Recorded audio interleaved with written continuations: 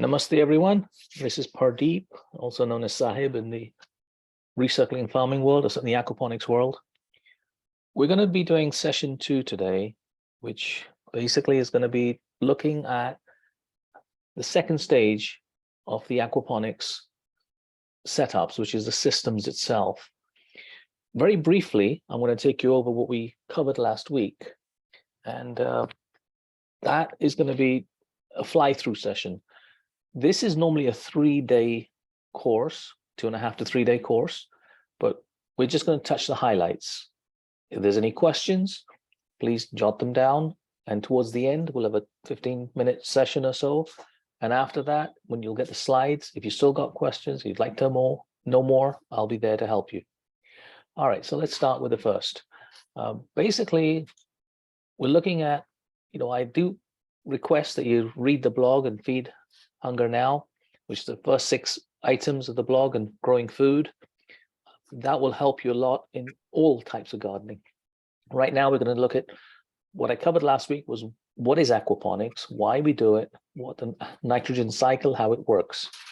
And then part 2 today, we're going to discuss the hybrid systems, like many of what I've done, what the basic plants and fish you can use, what the filtration, plumbing, siphons, pumps, etc. So my trainings, or the trainings we do, have just one goal, basically a big goal, is to support you in growing your food sustainably.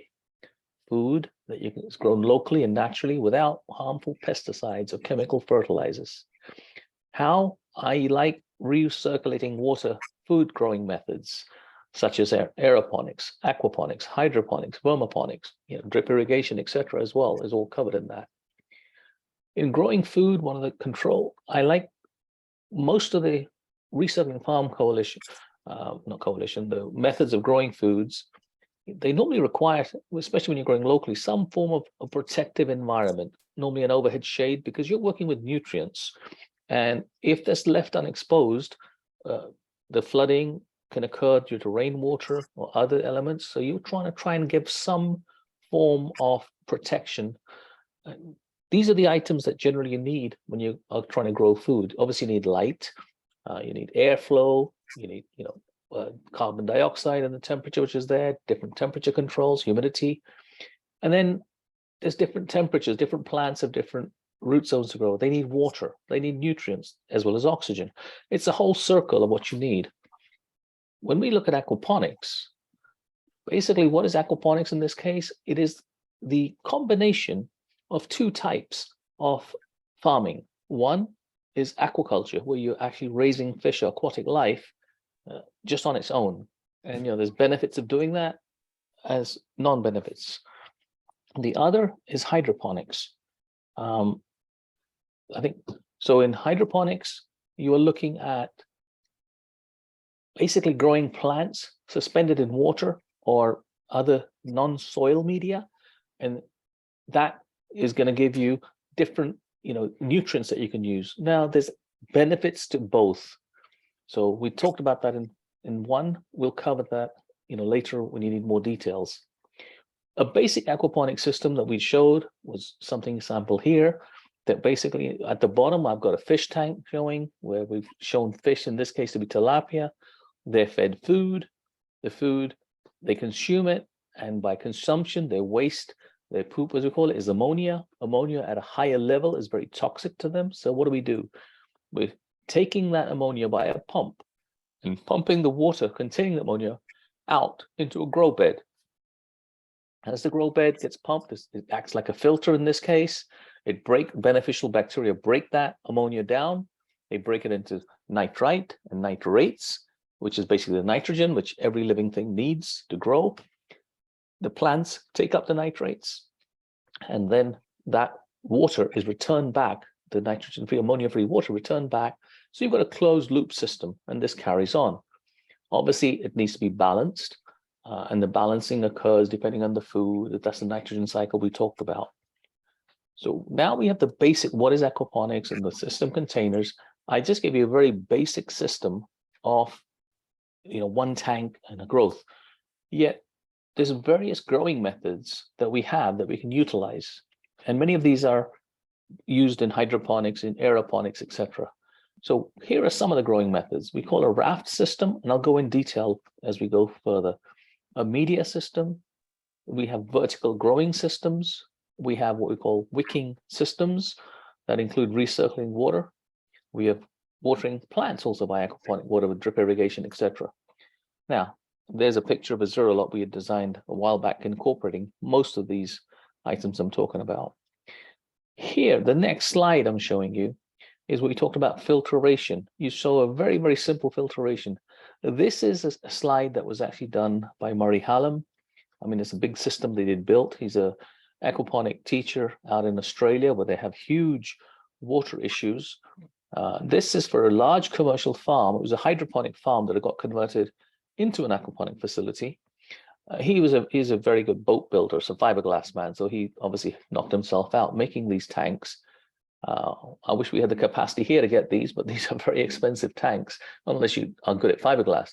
I'll show you what they represent, but basically you can see that they are containing a large amount of water, which is basically fish waste water that is being processed and circulated and settled for the solids in a number of tanks, so that basically the goal is at the end of that, you've helped the ammonia get broken down and the clean water then to return for the uptake of the nutrients by the plants. So how does all that work? Well, this is a diagram that seems scary at the moment, but just I'll spend 2 minutes on this to show that. This is the basic system that has been taught, maybe still is being taught, for over 30 plus years at the University of Virgin Islands. It says UVI, University of Virgin Islands Aquaponic System. And this is their base layout. If we start right in the center, almost, to the left of the center, where you see those round circles, there's a white circle called a sump. That sump at the moment is the heart of this system. So what they have is they have 4 fish tanks, which are colored that reddish color or terracotta color. They are they're high fish tanks. So they're about 4 foot, 5 foot tall, and they have different size fish in them. These systems are basically designed to be a 95 to 97% business plan for fish rearing.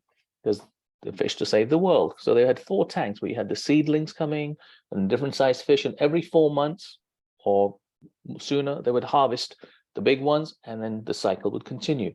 But what happened here is, assume all the water is coming back from the sump would pump the water up. So if you follow the line, the sump would pump the water up to the fish tanks. There was a little thing called base addition. If you wanted to add additional nutrients to control pH, to add potassium or whatever, some of the essential nutrients, you would use that. So the whole nutrient base and the fish waste would then get, or cleared water of the fish waste would get pumped up to the fish tanks. The ammonia water from the fish tanks would then flow out, you can see the lines, into the 2 orange tanks. The 2 orange tanks are what, like you saw the settlement and the sump clarifier, they would basically have buffers that would hit the water that would come in the solids, so it'll help the solids settle down to the bottom of the tank that could be taken out. The water from those tanks would then flow into what they call degassing tanks. And I'd shown you the slide before, you saw a lot of oxygen. That would basically degas, meaning it mineralizes the water that's there, helps bacteria to beneficially grow and attack the ammonia. So you've got ammonium nitrate. Once that is done, that excess overflow water would then, if you take the center line, this is at the top effluent line, would flow out. And basically there were 6 grow tanks, the grow beds here. These were deep water culture grow beds. And the water flows down. If you take the first one goes to the top, that pipe, water would flow all the way down to a 60, 70 foot or 100 foot grow bed, and then flow into the next one and come all the way back. All 6 of them that way. And you see, follow the return pipe, that water would then go back to the sump, and the system would flow continuously in a closed loop system. That, when we take this basic form, people have then modified. So you get here a different form of that system. They created hybrid. Instead of just wasting the liquids, the solids into the filtering tanks, and then what would you do with the filtering tanks? The solution came, why don't we try and use some of that solution or some of that waste into our own growing media? So in this case, you see the same on the right-hand side. You see basically what is a sump tank where all the water flows out. That sump tank pushes the water back into the fish tank. The fish tank will lift the solids up, meaning the fish poop up from the bottom through what they call a slow drain, solids uplifting drain. And that would then pump the water. In this case, in the two boxes there, they are supposed to contain inert rock, like it could be lava rock, it could be hydroton, which is expanded clay.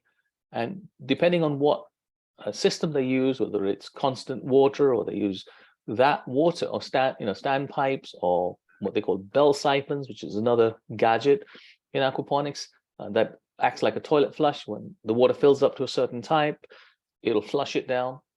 And that water would then get flushed back into what was, in this case, they've got a raft bed. In this raft bed, it has apparently showing you styrofoam on top. So the plants, in this case, are floating in the raft bed. They would remove the nutrients. They would take up the nutrients, removing the ammonia. Clean water would flow back to the sump tank. So that same principle, but we're now utilizing another media form to basically take out the nutrients, so we're not wasting that excess fish waste. That there are different designs. There's one on your bottom right, which is a very simple design. You've got a fish tank, you see it's flowing. It flows into the hydroton media, in this case, could be rocks. That then, there's a bell siphon, which as periodically will flush down. The flush down would come into a raft type of bed, which has styrofoam on it. And that water from this tank at the bottom would get fed back into the fish tank at the top and continue. You have the examples of that exactly going on in the green and blue aquaponics, where you see a sump tank is basically putting the water into the fish tank. They have a head tank. The head tank normally is to raise smaller fish. So that would fall in. You see an aerator in there. There's also a drain. They haven't shown the drain of a slow pipe, but the water's coming in from the bottom, overflows into your, in this case, they had the media beds. They show you the siphon, and that would flow down. Then they'll also show you that, hey, if you wanted to add a raft, which we saw above, we could have another flow come into the raft, and all the pump goes back into the sump tank. How can you use these things at home? These looks, well, you see a couple of examples on a combination of the system on your right-hand side. There are various things. You've got floating rafts, you've got NFTs, and the person is incorporated. Look, there's a fish tank, in this case, is at the bottom. The fish tank is acting both as the sump and the fish tank, because this gentleman or this system is small enough that to a large extent, depending on the number of fish you keep, the media bed where you see what looks like some veggies, I can't take them what they are, but that system will be filtering out and removing the solids. On your left-hand side of that picture, you'll see a floating raft system that maybe even 6 to 8 inches, but that's good enough to grow the settlers. And you have what we call an NFT, a neutron film technique, which they've done out of pipes, a standard. That water will flow in there as well and drain back. So the water in here from the fish tank is getting filtered by rocks, in this case, or hydroton, and it's enabling a variety of growing methods for you to grow. If you wanted plants that had solid roots or needed more support, you could use the media. If there was leafy greens, you could use the raft system. If you had rapid plants that only wanted 2 months, a month and a half, 2 to grow, and you'd harvest them, you could use the NFTs. Each one was practical in their own field. Now, the next picture. This is what my little boutique farm, a hybrid aquaponic research farm, and you can see the date, September 2011. This is what that looked like. It took a while, and they basically, as I said, aquaponic schools of thought at the time in 2009 and 10. Everyone said, "Oh no, my way's the best. My way's the best." And to me, the contention was, so long as I can get the water, the effluent-rich fish water, back to the fish tank without it being contaminated, then all these systems are, capable of producing, fantastic food growth using the fish water. This, I was also told you couldn't have soil. And I said, no, you have soil, again, the same principle. If I can get the water to the plants, and in this case by capillary action, or what we call a wicking up action, and I don't put the water straight through the soil, then I don't contaminate the water. So in here, this was a 48-foot long deep water culture. We call it 1 foot deep, 4-foot wide raft bed. And I had different spacing of plants, but they were, phenomenal growth. And right on you can see about the middle of the picture on the right-hand side, some black tubs. They were actually soil beds that, again, you can see pipes, water was recircling in them. There's a better picture elsewhere I'll show you. Above it, I had planted, I designed long pipes, 48-foot long, 4-inch pipes that I had designed as what we call Newton film techniques.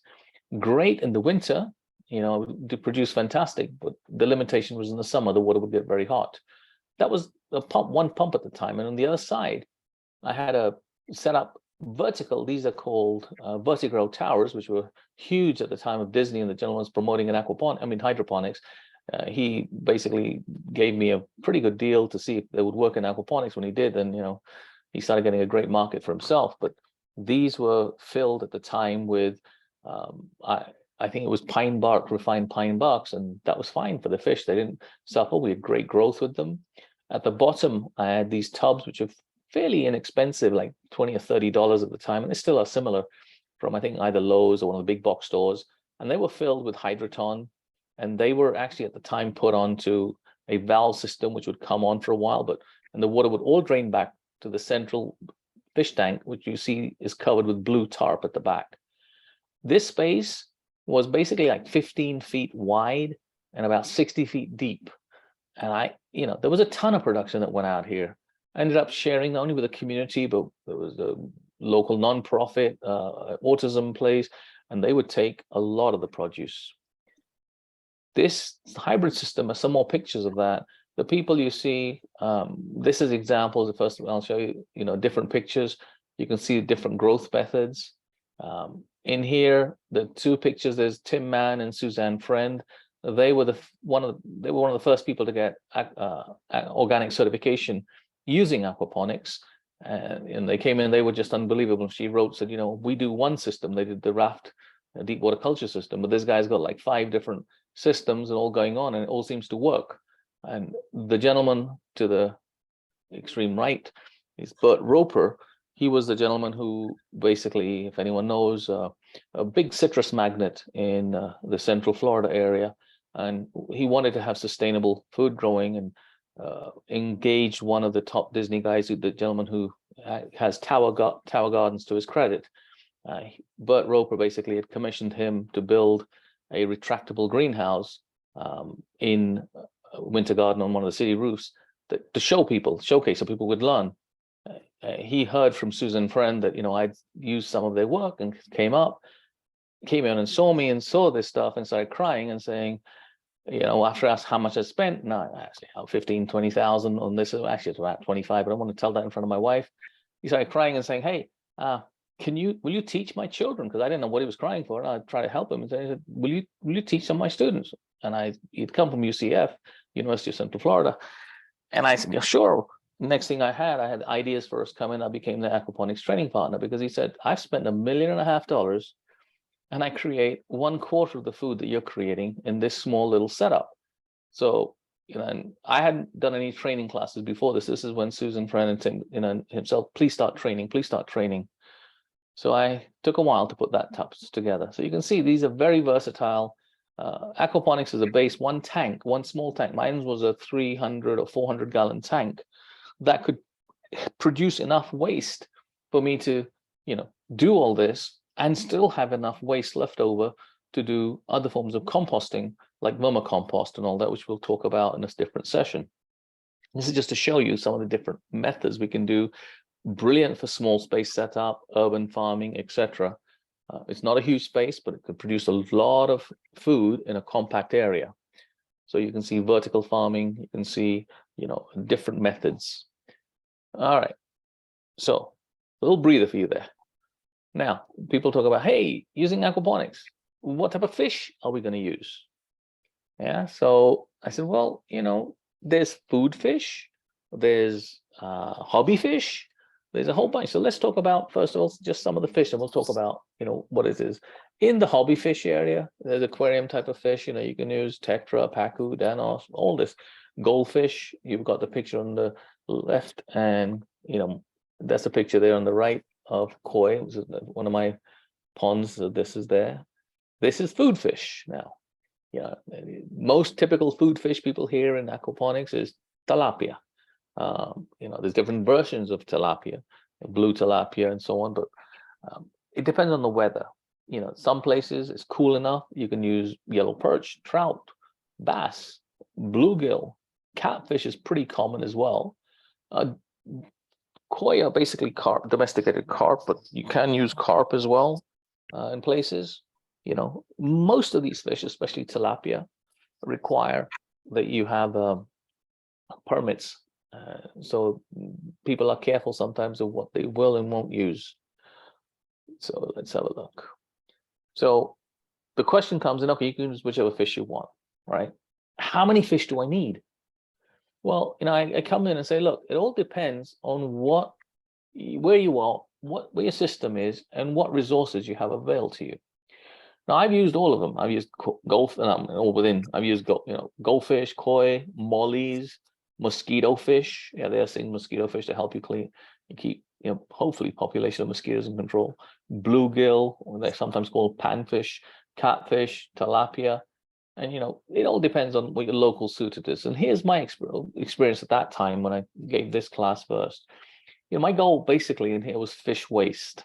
I wasn't really looking at wanting to have a whole bunch of fish at the end to eat. My goal was to really get what that fish was going to produce, which was a waste.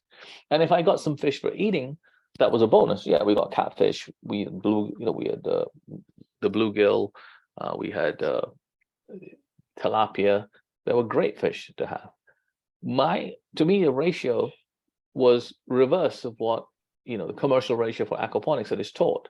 I wanted only 3% to 5% of eating fish, but I wanted 95 to 97% of veggies. That was just fine with me. That may not be your goal. So it could be that you want to do more of aquaculture, you want to have more fish, 50-50. Well, then you design your system to that, and you obviously stock your ratio accordingly.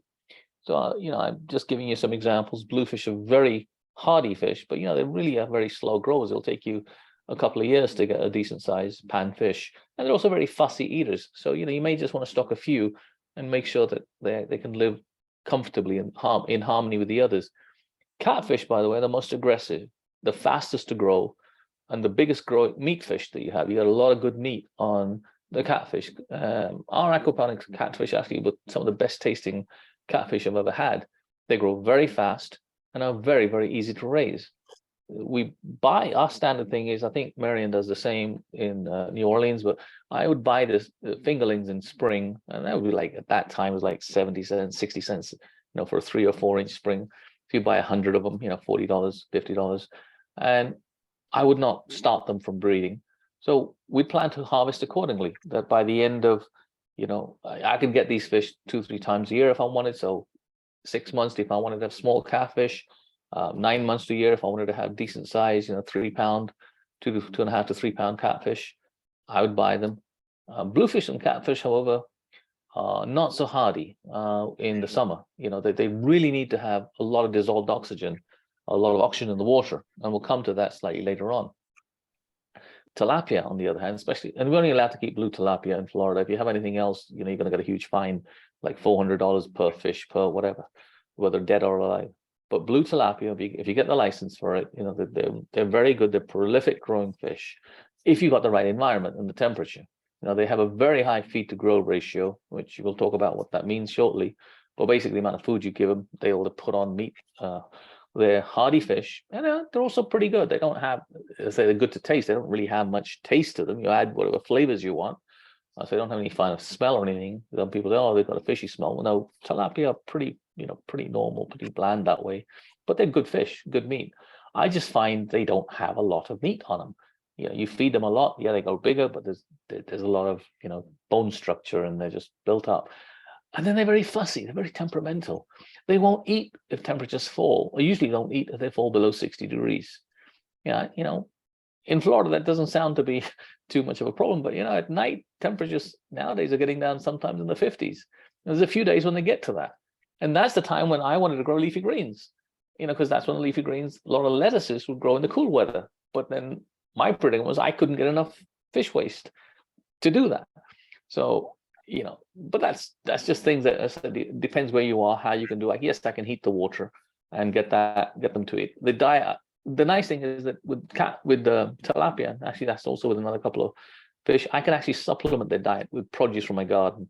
I could throw them some disfigured leafy greens and things like that I wouldn't, that maybe we not want to consume, or there was extra, or the bits that we would normally compost, they would eat them happily. But beware, if temperatures fall below 50, you better be, doing something, otherwise those fish are not going to be around for a while. So that was, and I had 2-3 fish kills when I was at home, and I didn't have blankets, or didn't have, over the pond, or didn't have other heaters. We lost a few fish in one of my tanks. It got down to 40, just below, and yeah, that wasn't fun. It wasn't fun at all when you had to come and clean up. So the other fish, I said you need permits for many of the places, so in major finds you've done. I find koi a really wonderful fish to use in my type of systems. The fingerlings, I can obtain them all year round, and they grow fast. They're beautiful. No one eats them except birds and wildlife. Well, I mean, you can technically eat them, but why would you eat koi? You can buy other things. They're also perfect poop producers because their gut is really ineffective, and they eat poop constantly. And that's what I'm after. This is the market. The most beautiful. They're stress relievers, etc. If my goal is fish poop, they're my best choice.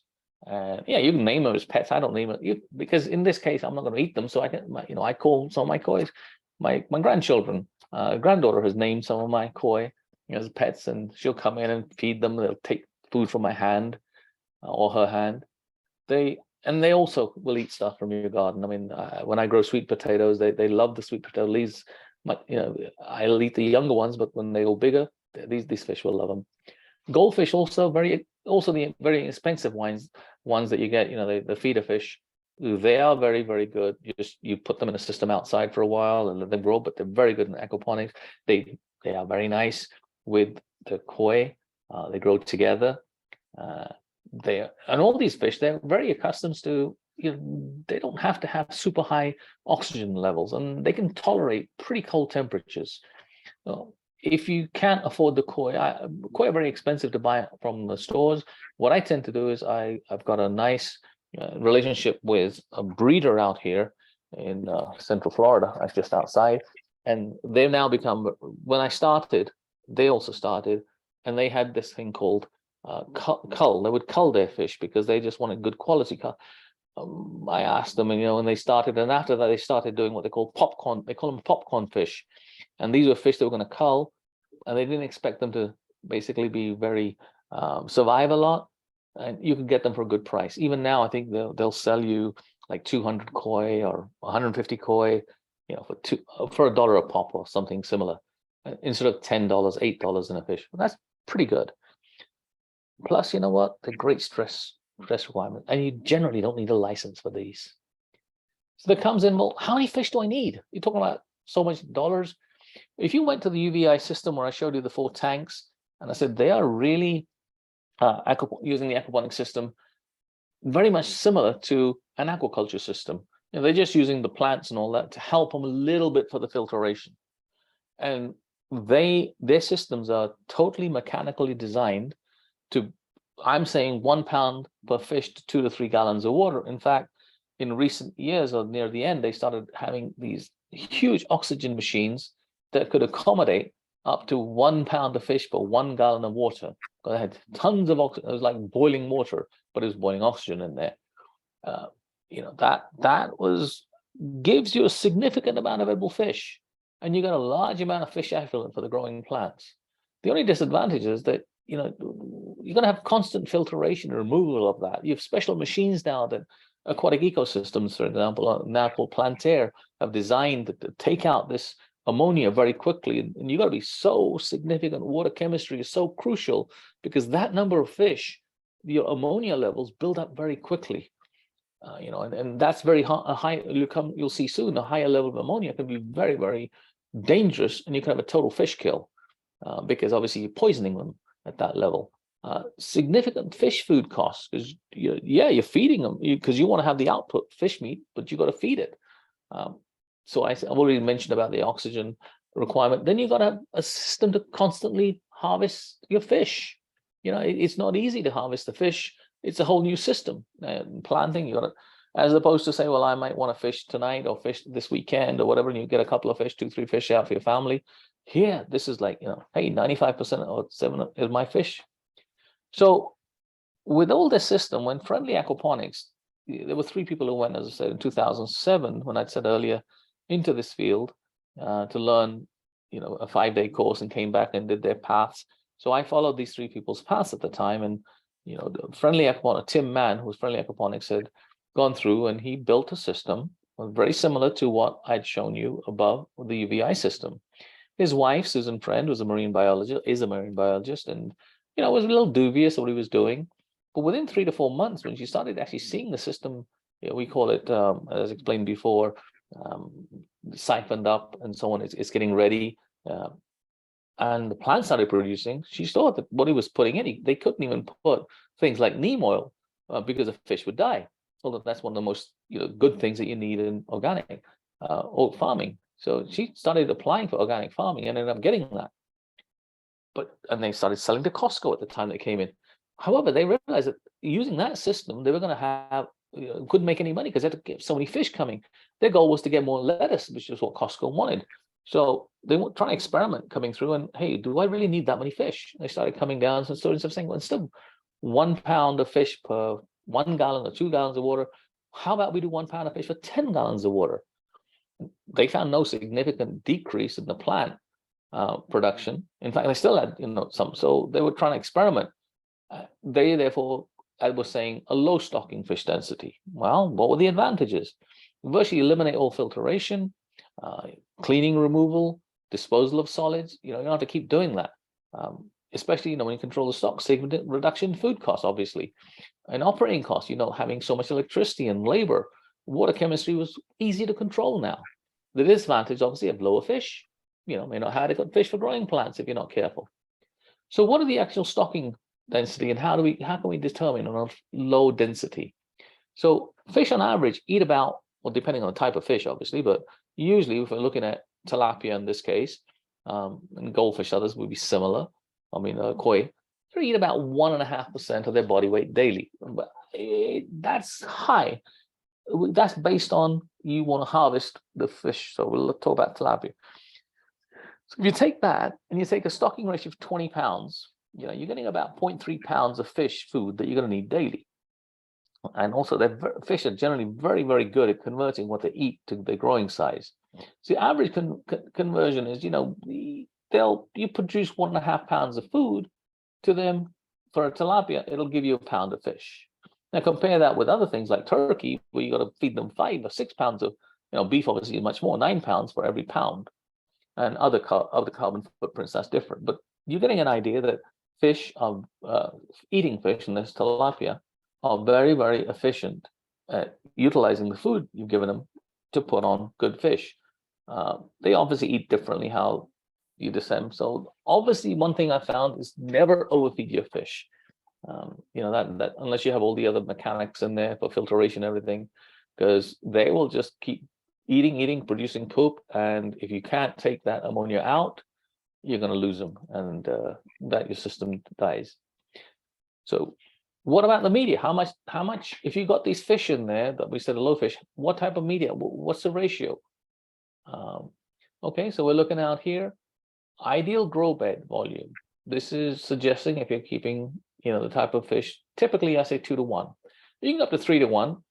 If you got as low as 1 to 1, you'll have a lot of filtrations. What does this mean? Okay, I'm using a media or a deep water culture bed as an example, and I'm saying it's 12 inches deep. How do you calculate what volume? We're saying, well, you start by saying, okay, let's determine the cubic feet of a grow bed and the fish tank. And so length by width by height gives you cubic feet. How do we get, what does a cubic foot mean? How many gallons? If you multiply by 7.48, 1 cubic foot is equal to 7.48 gallons. So if we keep these ratios initially in mind, there's no hard and fast rules. We can then start seeing how they work in setting up our system. And afterwards you can plan and do wherever you want to do. The calculations are here. So we're going to use a ratio of 2 to 1. You've got a 100-gallon fish tank. So, okay, you can buy fish tanks in what sizes? I had a full 500-gallon, a 100-gallon fish tank. Let's use the 2 to 1 ratio. Grow bed to the fish tank, you need approximately 200 gallons of grow bed volume. So divide 200 gallons by the 7.4 to determine the number of cubic feet. So you got roughly about 27 cubic feet. So if you stocked your fish tank right, not too heavy, and you're assuming this was the calculation you're following, and you wanted a 1 foot depth, you could have one single 4 foot wide by 7 foot long grow bed, or you could have two 2 foot long, 2 foot wide and 6.5 foot long grow beds, depending on what size, what structure you had. On the other, I sometimes go, and I don't always go to 12 inches. I can use, depending on where I'm doing it. If I'm on a place where I may not have a lot of strength on the ground, or maybe sand, I may want to, because the water is very heavy, I may only do 6 inches, because depending on what I'm growing. So I can then actually grow up to 54. See, so I'm keeping in line with the number of cubic feet, and we got 1 to 2 ratio.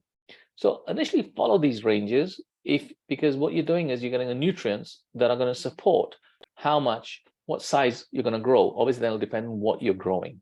But this is just a very base figure.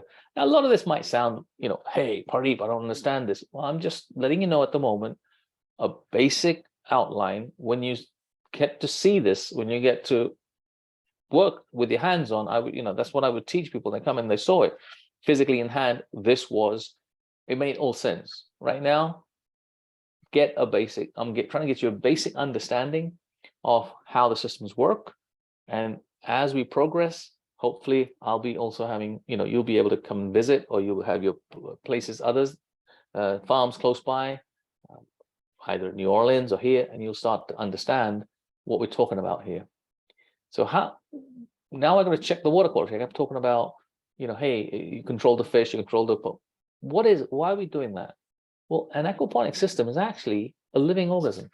The water acts as blood. We're actually creating nature in our own self. The pump is the heart of the aquaponic system, and the filters plus grow beds become the lungs. We're recircling the water to carry away the fish waste, and in doing so, as it breaks down, we deliver the vital nutrients to the plants. We need to have aeration in abundance. When rivers flash and they're creating that, the splashing of return water and the flood and drain of grow beds introduces this additional oxygen into the water, which fish need to continue the cycle. So how do we move water? We don't have mountains and streams. We need pumps.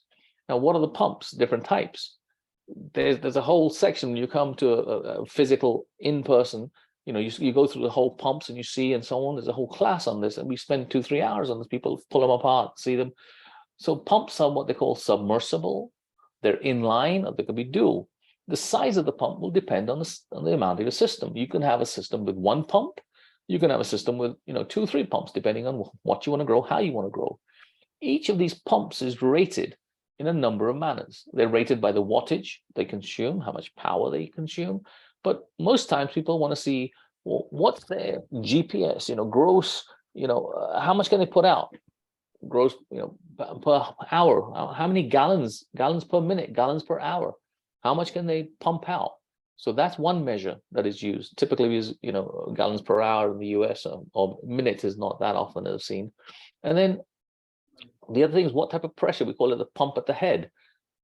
At a constant level, that means at 0, it can pump out, say, 600 gallons per hour. You think that's great. But then you start saying, hold on. because we're talking about heights of the fish tank and different heights of the water beds, grow beds. So you're wanting to know what is the higher the pump goes, the more pressure is going to push. So you want to know how high can it pump. So these things, there's a chart at the bottom right that will show you that certain pumps, gallons per minute, certain pumps will go. That's referring to the measurements. The MD is that's a Danner system pump, which is the pictures of the pumps on the left-hand side, bottom left. And that's just a brand name, and they're one of the better pumps out there. But you can see, for example, if I just take the M17, which is 12 gallons per minute. I mean, if you go to 10, 12 gallon, 10, 12 feet, you're going to get a 0. But if you're only pumping up 2, gallons, you can see how it can give you 10 gallons per minute. So the higher the pump has to pump, the lower water you're going to move. So if you got a high fish tank and or low, or your sump is to pump it to a high level, you're going to have to pump your appropriate size. So these are, and also your pumps must be, I always try and have your pump that is going to be very, very efficient in terms of wattage it uses. And it's got to be one that's reliable. It's worth paying a little more to have a good, reliable pump, because they have to work 24 hours, right? So this is just a water pump. Then you're going to need other pumps, which are air pumps, which is another subject, that we'll talk about. So now you thought, what are the water tests that we're doing? Now I'm rushing through this, I mean, we have about 15 minutes and I've got another 10 slides. So I'm doing about 2 minutes per slide. So I'm sorry if I'm carrying it a little fast and you're not understanding. I'm trying to, give you an overall understanding of why we're doing this and what you need to be careful of. So you saw the pumps that are going to move the water. And what are the water tests that we need to do? There's in aquaponics, really, there's various parameters that we're looking at. We're looking at, one, the water needs to be chlorine and chloramine free. Most of the water, if you're going to take from your tank, water hose, spigot, I normally put that water in. Sometimes if I have a spare tank, I'll put it in there for a day before. If not, then I'm going to use some form of chlorine and chloramine remover, or put a filter before that will remove that chlorine. That's not very good for the fish. Also, there needs to be a lot of aeration. And aeration, how do I introduce that? Other than water falling back or coming back and making splashes, we put air pumps in them. And the air pumps, depending on how much air they can release, that increases the DO is dissolved oxygen, and how much 1 per million they talk about. So how many parts per million, how many mgs we're getting. Well, you don't have to know all that. You just have to know initially, unless you're doing commercial, you just have to know that there has to be a lot of oxygen, especially depending on the water temperature. So 3 essential tests we carry out in aquaponics are all the time to get that ecosystem environment, right? Is we test for ammonia. Because if the ammonia, there's a certain range of tests for it. You get these, I'll show you what you buy. You can buy strips, so you can buy liquid tests. When you initially start off, you just get strips that will test you that. If you go to if you keep a fish tank aquarium, you'll know very easily, you can relate to what I'm talking about there. But you're testing for ammonia, you're testing for nitrite and nitrate. When ammonia is broken down by beneficial bacteria, as we talked in the first session, you get some ammonia nitrite, and then the next batch of bacteria will create ammonium nitrate, which is the nitrogen that the plants need to grow. So ammonia, this is what, as it says, is the fish poop, is what is excreted by the fish as the excess breakdown of food. High concentration, very toxic to your fish. So the ideal levels are 0. You don't want any, but you can't have that because you got to have poop and it goes. So it depends on the fish. Any at 0.02 parts per million can start having harmful effects on the fish. And most fish deaths can occur, believe it or not, 3 parts per million. So yeah, there's a range in between. So if you got 1 part per million, okay, that's not bad for certain things like koi, goldfish, even tilapia. They'll tolerate a certain amount. Certain other fish, your yellow perch and your other cold fish will not tolerate such. So high ammonia is one of the most common causes of fish mortalities, start of heavy density stocked aquaponic systems. You can see often fish kills and all that, because when the water can't get filtered, and other nutrients, you see the fish kills. So ammonia is one thing we test. Nitrate and nitrite. Nitrite is produced by the beneficial bacteria, Nitrosomus, when it breaks down the ammonia. Again, it's similar to nitrogen, and we ideally want it to be 0.0, although we can have it similar to that of the ammonia level at 0.25. After that, we need to be concerned, because that means that bacteria is not sufficient, or we're not providing enough leeway for that bacteria to do its job to break down the ammonia. Once it starts breaking down to ammonium nitrate, the next set of nitrobacter bacteria, beneficial bacteria, bacteria can be beneficial, doesn't always have to be non-beneficial.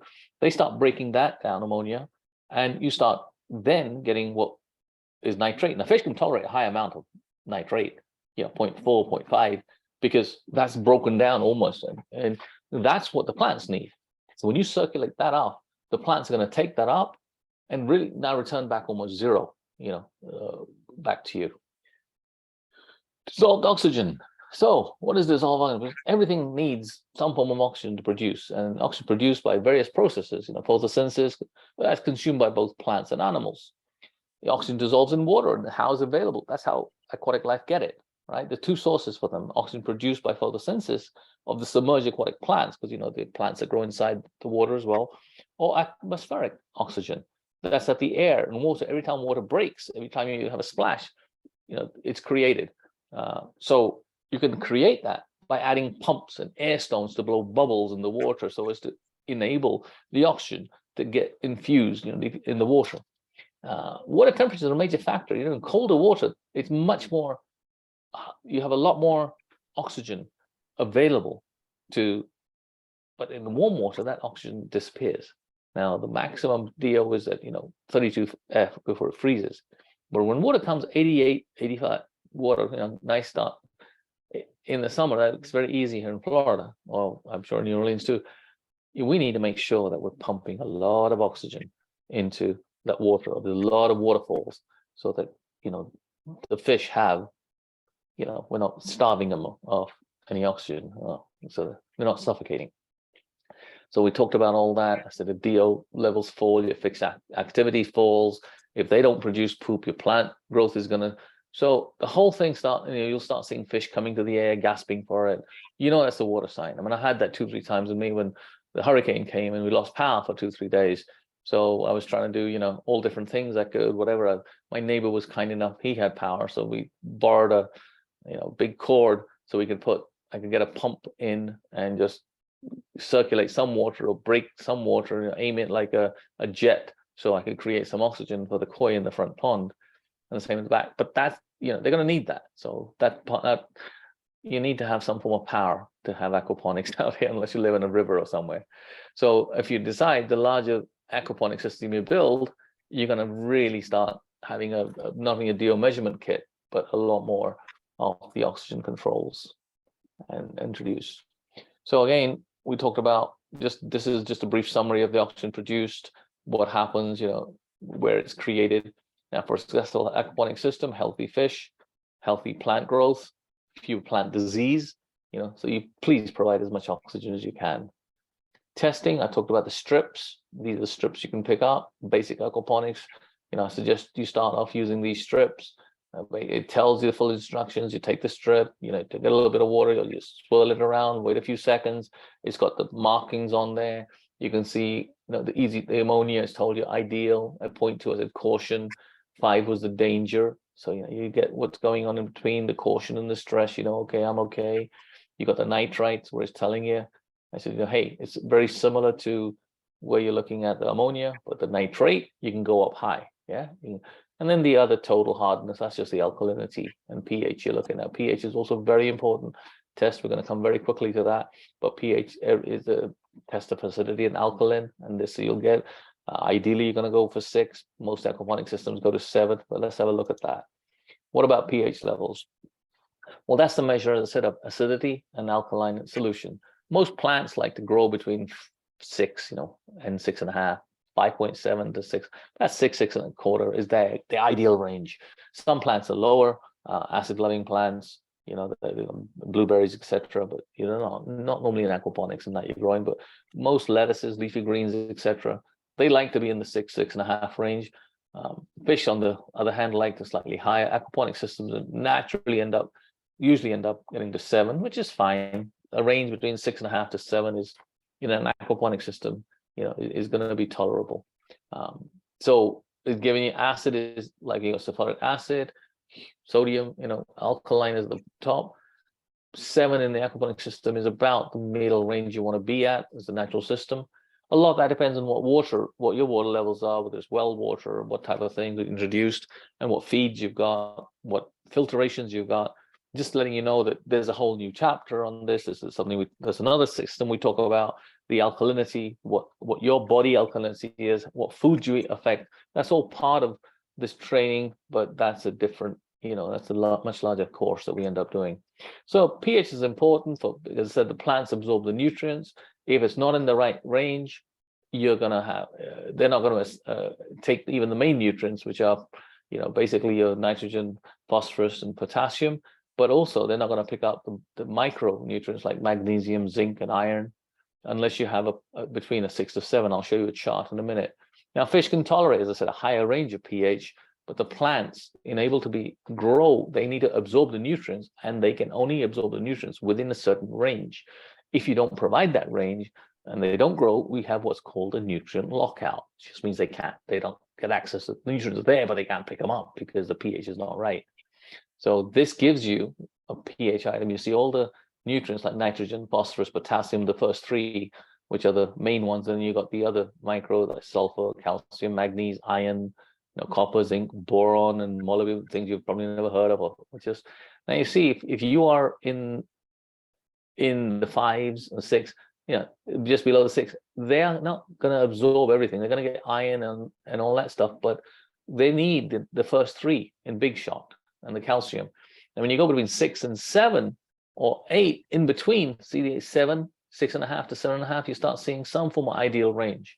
You don't need a full amount of iron, but you're getting it there. If you need to add, you can always add a little supplement, magnesium. So in that range between 6 and 7, and just slightly over 7, is an ideal range for them to absorb most of the nutrients. There's chapters on this stuff you can do. How do you monitor your pH? Well, obviously, in this case, you've got, I said you can use your strips initially, but then I've got pH readers that are, done calibrated, and you can just put water different, which as you start growing more, you need those things to help you. There's ways to bring down, simple way to bring down pH or increase pH. You have solutions now that are given to you, pH up, pH down, but there's also natural ways. I'm going to go a little faster on this because this is more of training once you get to reduce pH. There's things like phosphoric acid, nitric acid, or just a pH solution, basic pH down. But you use a very, very small amount, less than a drop for so many gallons, because they're very, very powerful. And same with pH up. But the main thing is when you're building on, and you add crushed eggshells, snail shells, limestone, that increase of pH up. If you got a constant low pH, solution, water solution, then you can use these things to help you. But the whole thing is don't tinker with pH. Try and get it as natural as you can, and introduce any things gradually. Where you have fish, right? Where you don't have fish, you can be a little more aggressive, like in aeroponics or in hydroponics. But when you got some living, creature that's providing you your nutrient base, basically, you're trying not to be too harsh to them. So it's like walking into a temperature chill. From all of a sudden you were at 80 and now you're coming down to 50. Your body's going to react different, and that's the same with their body. But the good news is that in a backyard system, in the aquaponic system, the system, if you just monitor it, tends to naturally operate in this preferred range. So I've gone through break speed.